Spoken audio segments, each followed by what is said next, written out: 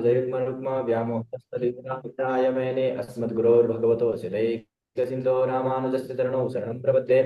मातापिता युवतयस्तनया विभूतिस्तर्वमिदैव नियमेन मुदन्ति।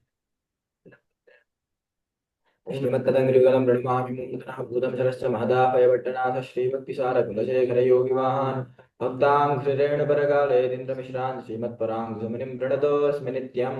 ॐ अस्मद्गुरुभ्यो नमः। ॐ अस्मत्परमगुरुभ्यो नमः। ॐ अस्मत्सर्वगुरुभ्यो नमः। श्रीमते रामानुजाय नमः। ॐ अस्मद्गुरुपरम्परायै नमः। ब्रह्मादीनां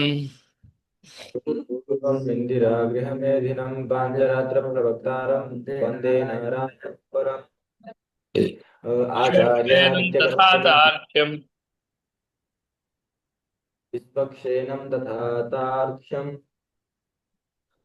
भरद्वाजं कपिञ्जलं भरद्वाजं कपिञ्जनं वसिष्ठादिमुनिं वन्दे पाञ्चरात्रप्रवर्तकान्।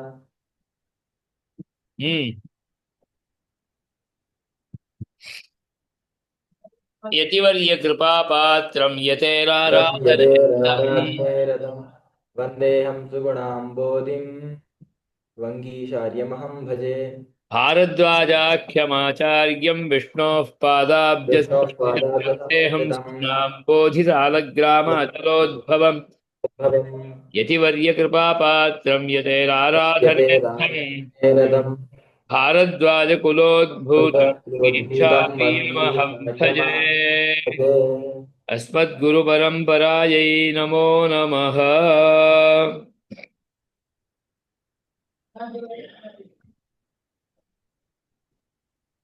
तत्र अस्माभिः तत्त्वसंहारन्यासः आलोक्यमानः आसीत्। सत्यं खलु? तत्र शब्दतन्मात्रां सितासितवर्णे मनसि संहृत्य संहारमुद्रा शब्दतन्मात्रां मनसि संहारः कुर्यात् कर्तव्यः।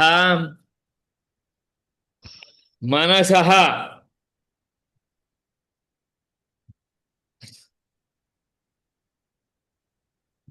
मनसः अहंकारे पाटलाहंकृतौ संहृत्य अहंकृतेः बुद्धौ संहारः।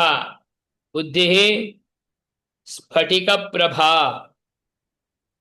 जो बुद्धि है उसका वर्ण क्या है? स्फटिक का प्रभा जैसा, प्रकाश जैसा। क्योंकि हम हर एक विषय को बुद्धि से ही समझते हैं, तो बुद्धि से समझने के बाद ही हमें हमारा प्रकाश में वो वस्तु आ जाता है। सभी चीज हम आंखों से ही प्रत्यक्ष में देख के समझेंगे, सभी चीज हम पूर्ण रूप में सुनते ही समझ लेंगे, ऐसा नहीं बोल सकते हैं। कुछ चीज को हमें बुद्धि से ही समझना पड़ेगा। जैसा आत्म तत्व, उसको तो हम बुद्धि से ही समझते हैं और बुद्धि से ही उस विषय का प्रतिभास हमें स्पष्ट रूप में होता है। क्योंकि वो आत्म तत्व अत्यंत प्रकृष्ट प्रकाशमय है, इसलिए उसको बोले स्फटिक प्रभा बुद्धि ही। उस बुद्धि में यद अहंकृते है संहारः बुद्धि च सित प्रकृतौ, प्रकृति में जो ये सबके लिए कारण है, प्रकृति से ही सब आया है। क्योंकि अहंकार तीन विध है तो प्रकृति भी तीन विध होगा। तीन विध तो एक से आता है, वो एक क्या है? सित प्रकृति ही। जहाँ त्रिगुणात्मिका प्रकृति है, उसका मूल है सित प्रकृति। इसलिए सित प्रकृतौ संहारः। प्रकृतिंच पूरकेन एकेन वायुना जीवे संहृत्य।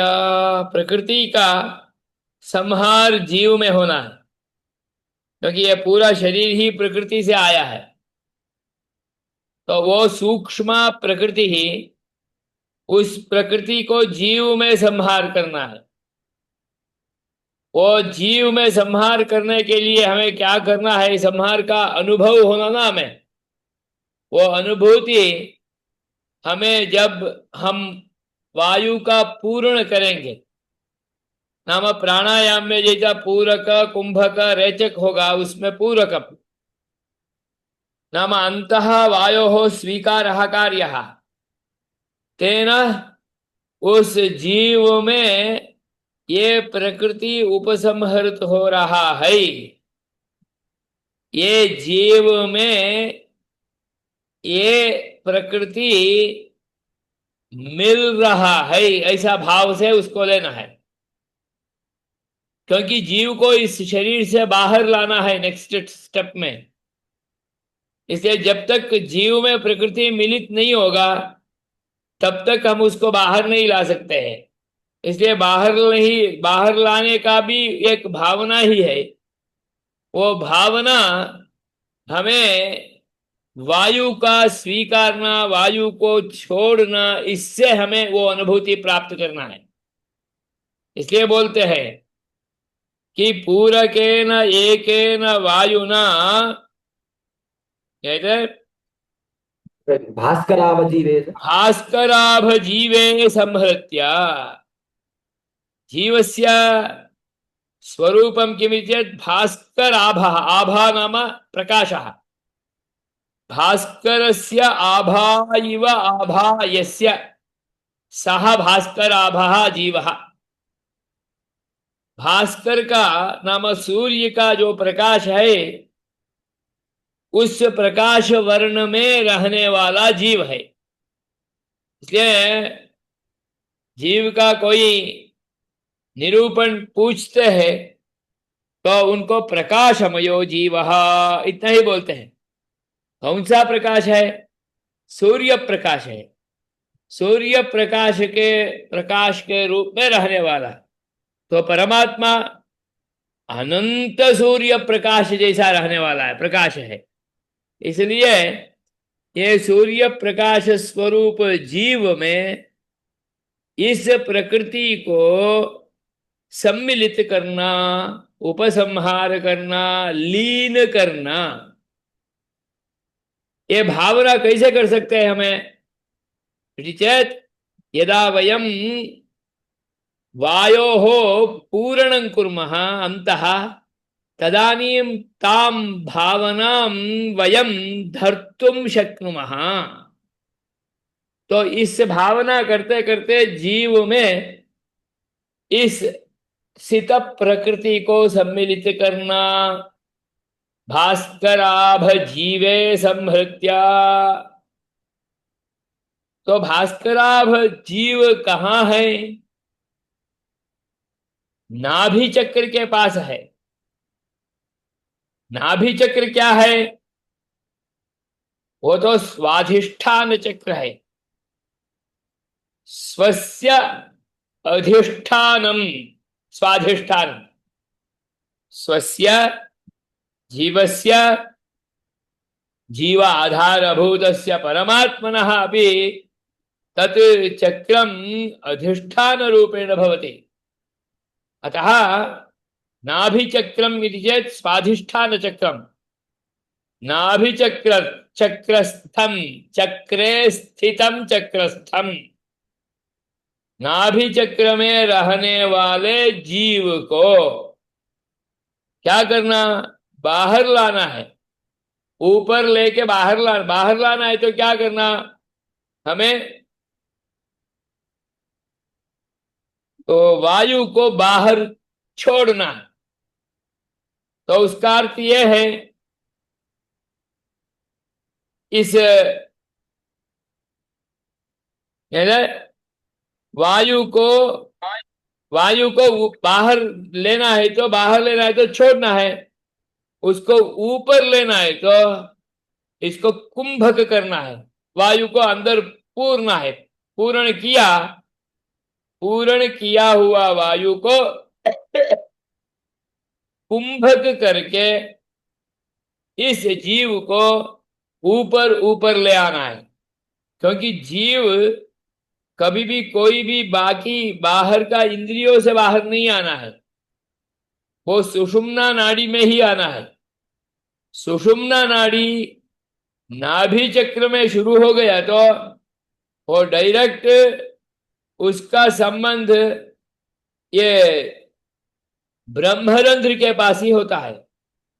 इसलिए अत्यंत सूक्ष्म उस ब्रह्मरंध्र, उस सुषुम्ना नाड़ी से ब्रह्मरंध्र में बाहर आने का अनुभूति करना, इसलिए उसको सुषुम्ना नाड़ी से ऊपर लेना है।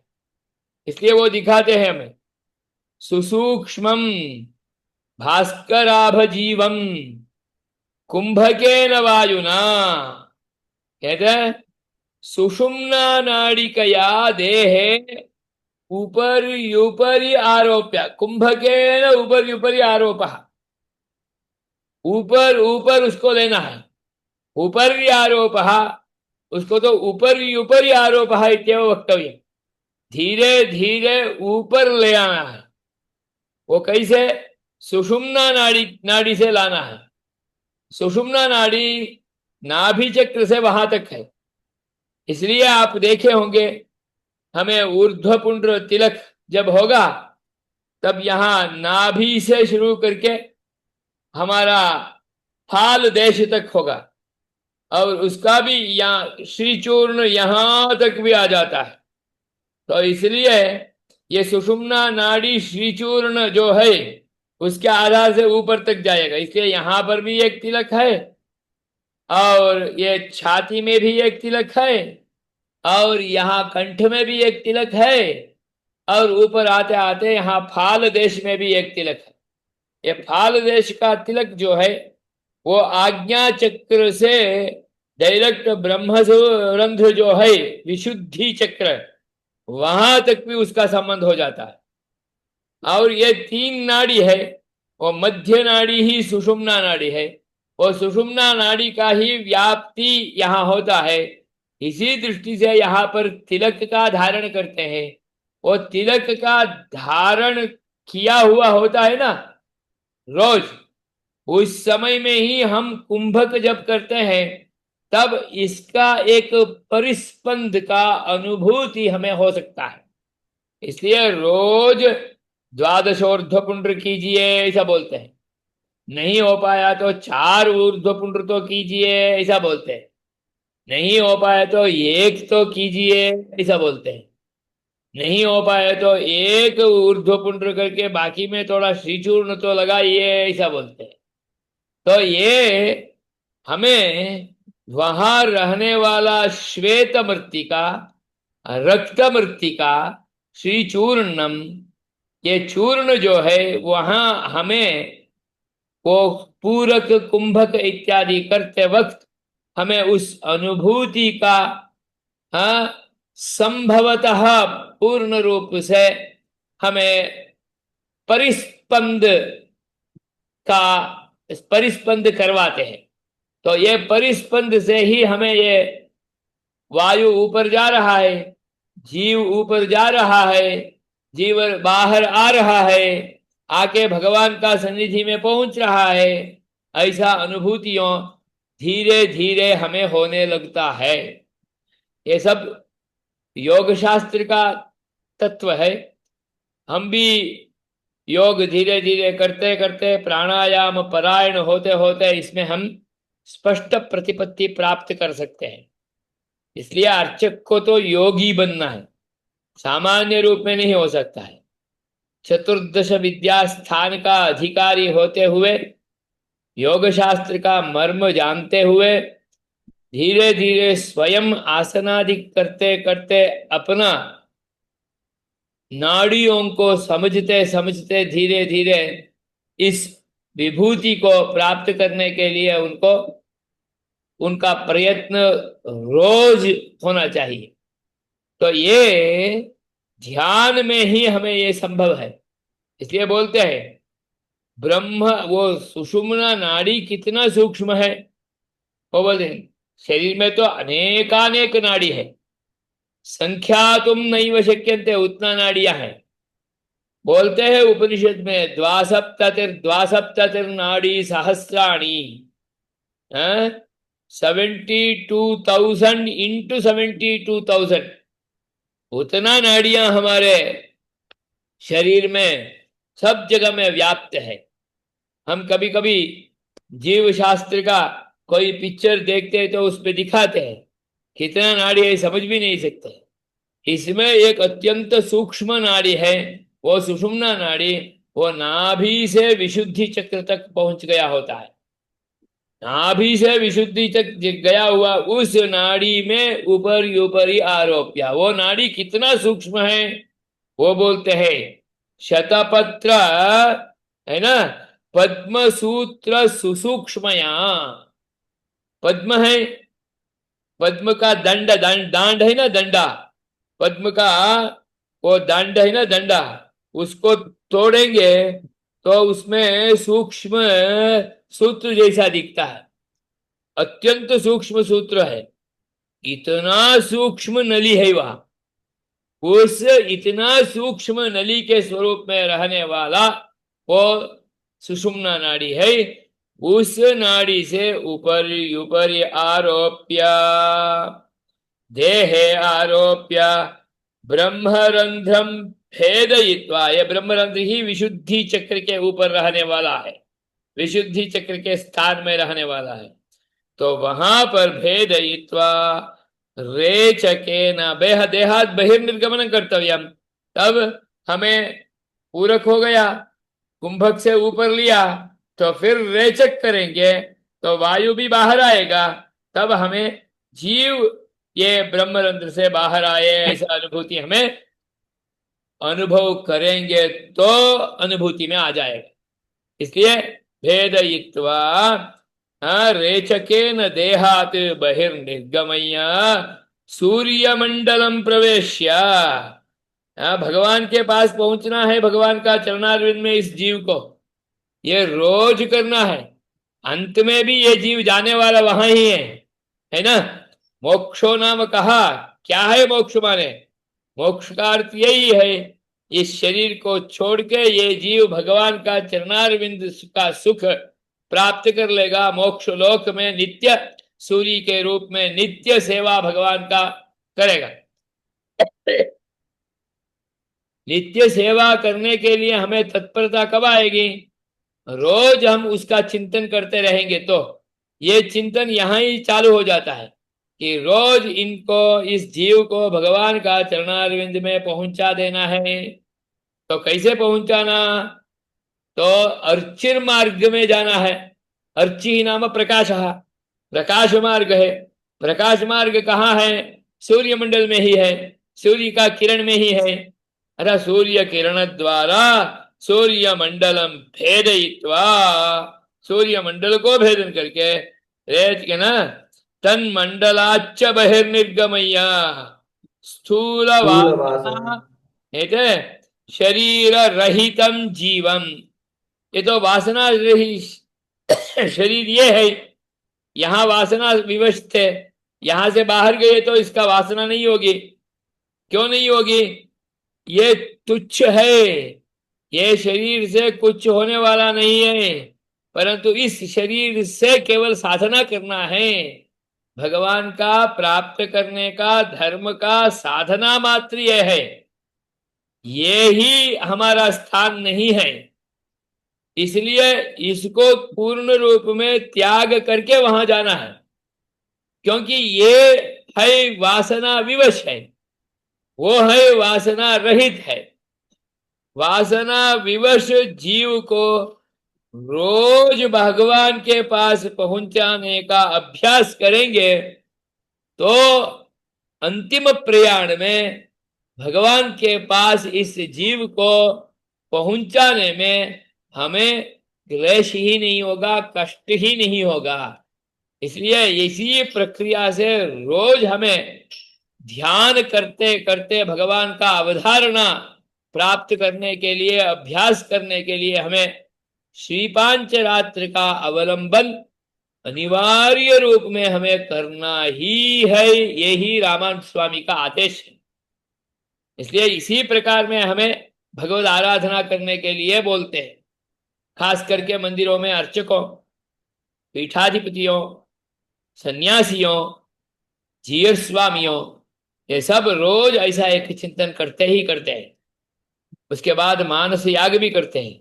तो ये सब हमें अत्यंत आश्चर्यप्रद है और अत्यंत वैज्ञानिक पद्धति के साथ हमें एक ध्यान का प्रकार हमें शास्त्र सूचित करता है। ये हमें समझना है।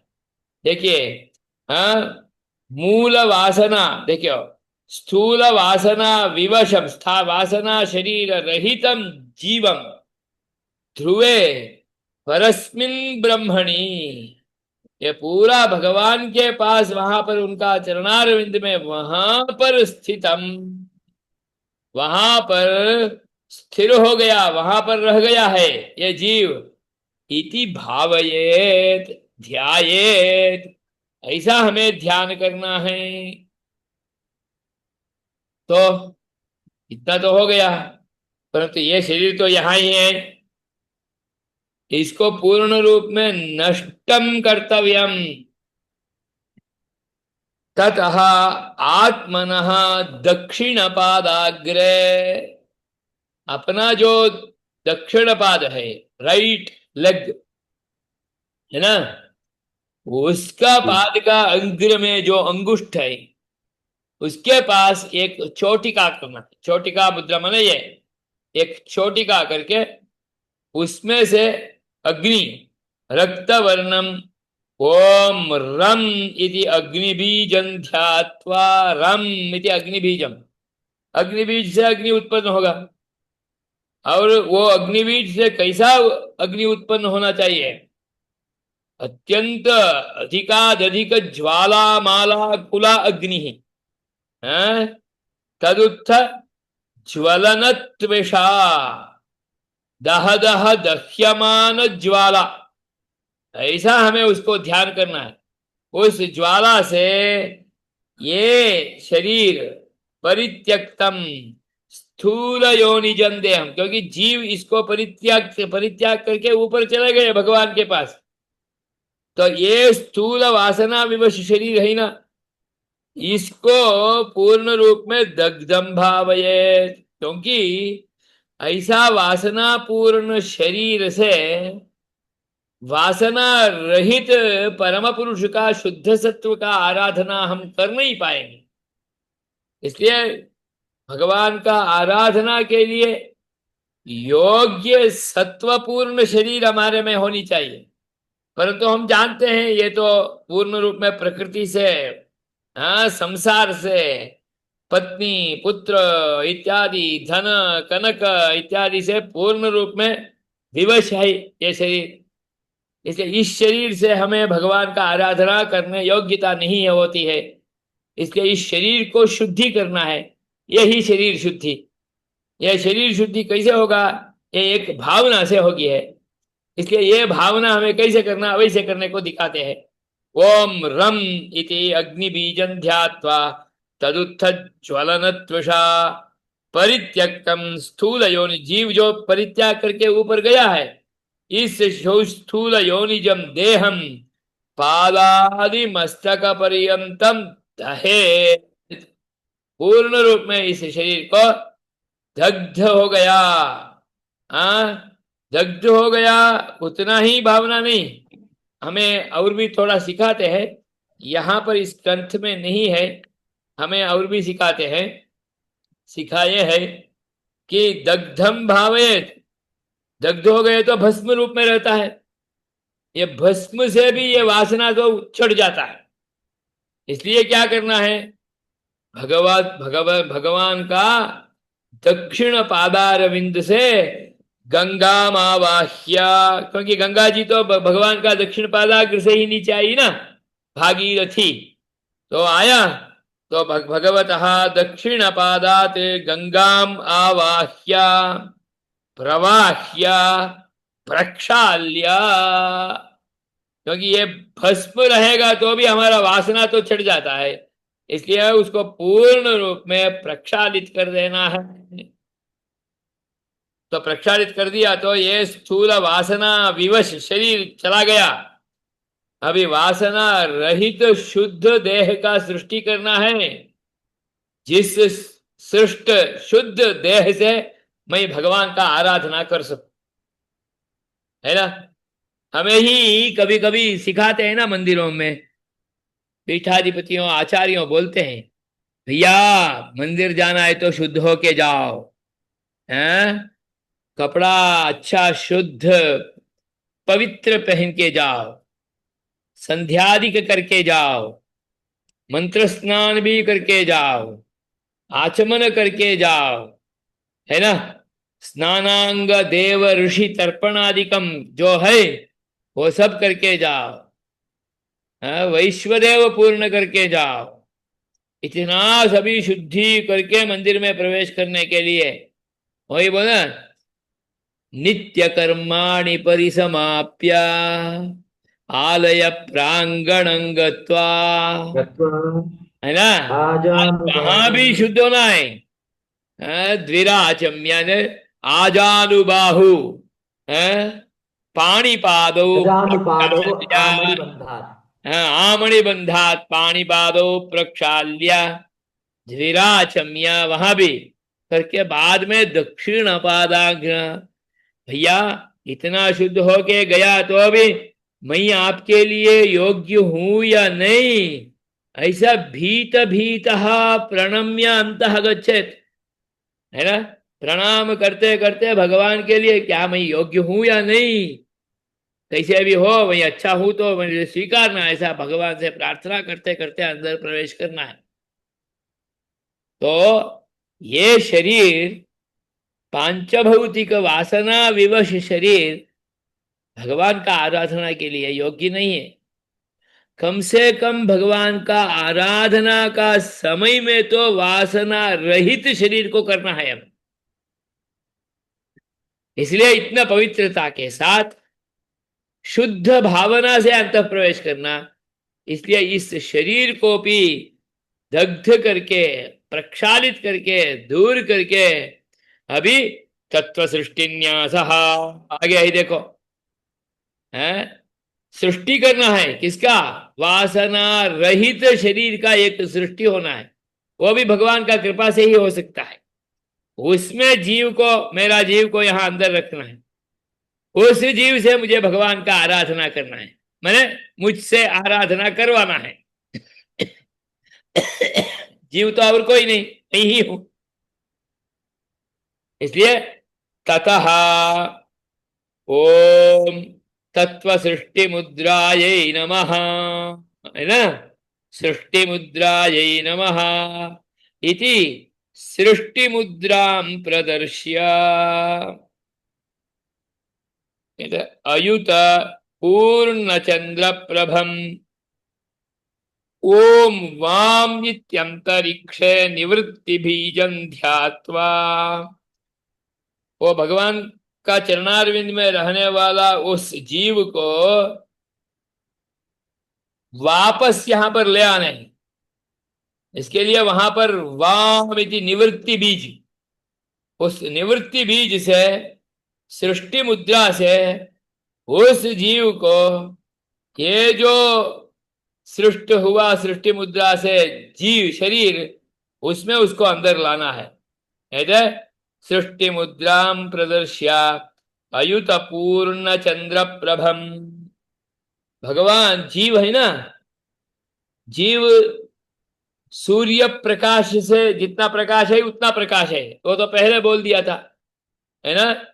सूर्य प्रभम ऐसा बोले थे ना, वही अभी यहां पर अयुत चंद्र सम प्रभम, चंद्र का जितना प्रकाश है उतना प्रकाश जीव में है, कितना चंद्र?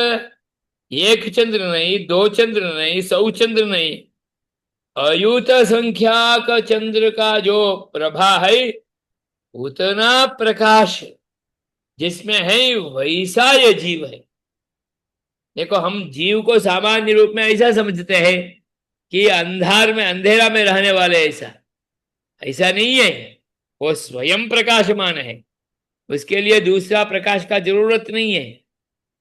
वो हमें समझने के लिए उदाहरण रूप में सूर्य को, चंद्र को दिखा के बोलते हैं, जो चंद्र का प्रकाश है उसका अयुत संख्या का चंद्र का प्रकाश जितना है उतना प्रकाश जीव का है, वैसा जीव को है ना। ओम वाम इत्यंतरिक्ष निवृत्ति बीजं ध्यात्वा तदुत्थ पीयूष निधि समुद्भूत पांडुर पंकजे ब्रह्मण सकाशात सूक्ष्म शरीर जीवं समुत्पन्नं स्मरे तदुत्थ पीयूष निधि समुद्भूत पांडुर पंकजे। वो निवृत्ति बीज से उत्पन्न हुआ पांडुर पंकजम, पंकजम नाम कमलम, वो भी कौन सा वर्ण है? श्वेत कमल, श्वेत। पांडुर कमलम। और वो पांडुर कमल भी कैसा है? पीयूष निधि समुद्भूत पांडुरम, पीयूषम नाम अमृतम, अमृत निधि से उत्पन्न हुआ पांडुर पंकज, श्वेत पंकज। कहते उसमें ब्रह्मण सकाशात सूक्ष्म शरीर विशिष्ट जीवम समुत्पन्नम भावयेत। उस श्वेत कमल में जीव भगवान का संबंध से उसमें सृष्टि हुआ, वो भी सूक्ष्म शरीर। सूक्ष्म शरीर क्या है? केवल तन्मात्र शरीर, शब्द स्पर्श रूप रस गंध नहीं है उसमें। शब्द तन्मात्र, रूप तन्मात्र, रस तन्मात्र, ऐसा होगा। इतना सूक्ष्म शरीर विशिष्टम जीवम समुत्पन्नम भावये स्मरे। उस जीव से सित प्रकृति उत्पन्न हुआ।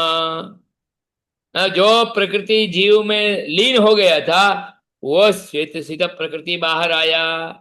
वो सित प्रकृति से स्फटिक प्रभ बुद्धि आया, बुद्धि से पाटलाहंकृति आया, है ना। ब्रह्मरंध्र द्वारा शरीर में प्रवेश हो गया जीव, उस जीव से सित प्रकृति उत्पन्न हुआ। सित प्रकृति से बुद्धि, स्फटिक प्रभ बुद्धि उत्पन्न हुआ। स्फटिक प्रभ बुद्धि से पाटल अहंकृति का उत्पन्न हो गया, उत्पत्ति हो गया। ततः सितासितम मनः, है ना। मन का वर्ण तो सितासित है। मनः मनसः सकाशात शब्द तन्मात्र द्वारा आकाश। कौन सा आकाश? यदि शब्द तन्मात्र द्वारा, यदि शब्द तन्मात्र द्वारा वो आकाश हुआ, जिस आकाश में क्या था? दो इंद्रिय था। एक इंद्रिय है ना, श्रोत्र वाक् सहितम, ऐसा बोलते हैं ना।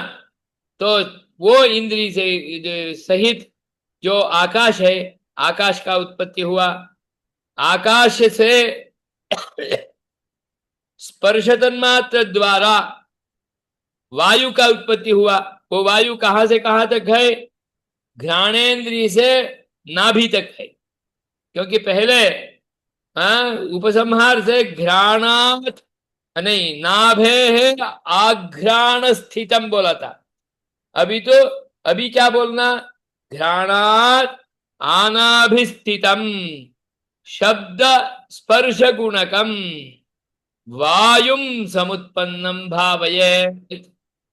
वायोः रूप तन्मात्र द्वारा उपस्थान्तम तेजसं स्मरेत्। तेजसा स्पर्श तन्मा रूप तन्मात्र द्वारा शब्द स्पर्श रूप रस गुणकम जलम। कहां तक है? आजानुस्थितम जलम। समुत्पन्नं भावयेत् अथवा आपः समुत्पन्नाः भावयेत्। आप अपशब्द बोलेंगे तो नित्य बहुवचन होगा, इसलिए न जलम समुत्पन्नम भावयेत्। जलात क्या हुआ?